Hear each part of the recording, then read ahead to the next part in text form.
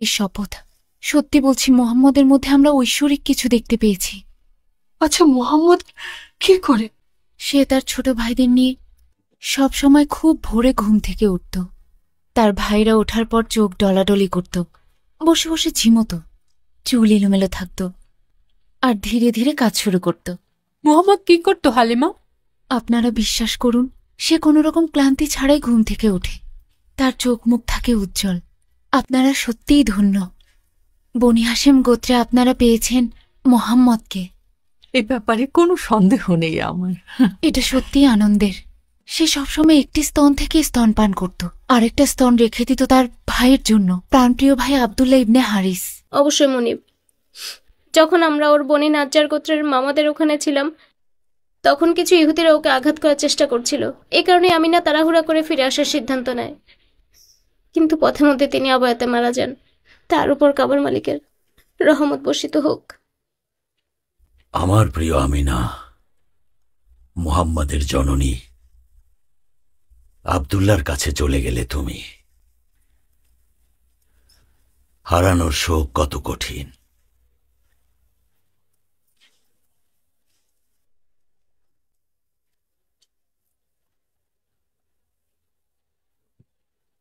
শান্তি বর্ষিত হোক আব্বা। মোহাম্মদ, আপনার নাতি আপনার সাথে দেখা করতে এসেছে। এসো আমার নাতি, এসো আমার পাশে বসো। আমার সব সময়ই মনে হয়, যখনই তোমাকে সামনাসামনি দেখি, আমার বুকের ভেতর অন্যরকম একটা আনন্দ লাগে।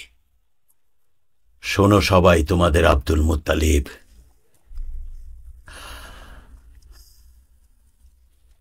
এখন বুড়ো হয়ে গেছে, দুর্বল হয়ে গেছে। কাবার মালিক প্রভু হুবাল আপনাকে রক্ষা করবেন আব্বা। আমার শেষ সময় খুব নিকটে। তোমরা মুহাম্মদকে দেখে রেখো, এটাই আমার শেষ ইচ্ছা। তোমাদের ভরসায় আমি ওকে রেখে যেতে চাই।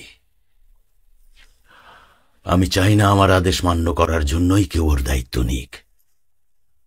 যদি এমনটাই হয়, তাহলে আমি তোমাদের ভাইদের কারো হাতেই ওকে দিয়ে যাব না। আমি এমন কারো হেফাজতে মুহাম্মদকে রেখে যেতে চাই, যে আমার মৃত্যুর পরেও ওর খাওয়া পরার দেখাশোনা করার দায়িত্ব নেবে, আর নিজের সন্তানের মতোই ভালোবাসবে। আমি ওকে নিতে চাই। না, আমি নিতে চাই। আব্বা যান, আমি কাবার মালিকের শপথ করে বলছি, আমার কাছে আমার ভাই আব্দুল্লাহর চেয়ে প্রিয় এই পৃথিবীতে আর কেউ নেই। বিশ্বাস করুন, ওর জন্মের পর থেকে আমি অনুভব করি ও আমার আত্মা। আমার বাচ্চাদের থেকে ওকে কখনোই আলাদা করে দেখিনি। আমার হৃদয় ওর জন্য ভালোবাসায় পরিপূর্ণ। আর তাছাড়া আমি ওর আপন ভাই। আমাদের পিতাও এক, মাতাও এক। তাই ওকে দেখাশোনার দায়িত্বটাও আমাকে দেয়া উচিত। মুহাম্মদকে তোমার হেফাজতে দিলাম আবু তালিব। ও এতিম হওয়ার কারণে ওর দুঃখ কষ্ট সবসময় সাথী হয়ে থাকে, তবুও সে সবসময় এই বিষয়গুলো নিয়ে ধৈর্যশীল আর শক্ত থাকে। এখন আমরা মক্কায় খারাপ সময় পার করছি পুত্ররা, তোমাকেই সব দায়িত্ব নিতে হবে। ওর দেখাশোনা করব, আর এমনভাবে ছায়া হয়ে থাকবো যেন সে বুঝতে পারে সে আমার সবচাইতে প্রিয় সন্তান। আমার জীবন থাকতে আমি ওর কোনো ক্ষতি হতে দেব না। আপনি একদম চিন্তা করবেন না আব্বা, বিশ্বাস রাখতে পারেন। কিন্তু আবু তালিব তো গরিব, ওর নিজের কিছুই নেই। সে আমাদের মধ্যে সবচেয়ে ভালো মানুষ, কিন্তু সম্পদহীন। তোমরা তো সবাই জানোই আমি মুহাম্মদকে কতটা ভালোবাসি। তারপরও আমি তোমাদের মধ্যে সবচেয়ে শক্তিশালী, আর এ কারণেই আমার প্রিয় মোহাম্মদকে পিতামাতার পর আমার দেখভাল করার অধিকার আছে। আব্দুল মুত্তালিবের বংশধর, বনি হাশিম গোত্রের পুত্রদের সামনে বলছি, আমার পরে এই বংশের দায়িত্ব নেবে আবু তালিব। আর আবু তালিব, তোমাকে বলছি, তোমার দায়িত্ব মুহাম্মদকে দেখে রাখা। মুহাম্মদকে দেখে রেখো আবু তালিব। মুহাম্মদ তোমার ভাইয়ের ছেলে, আর আমার বিশ্বাস তোমার দায়িত্ব তুমি ঠিকভাবে পালন করবে। মুহাম্মদ তোমার হেফাজতে আবু তালিব। মুহাম্মদ। আপনি নিশ্চিন্তে থাকুন আব্বা, আমি দায়িত্ব পালন করব।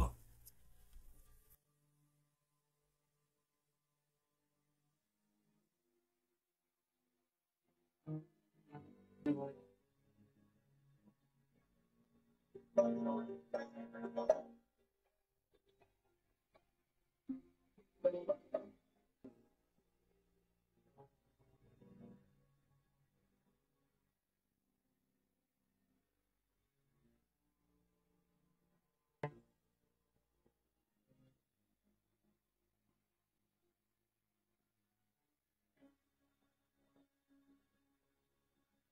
you.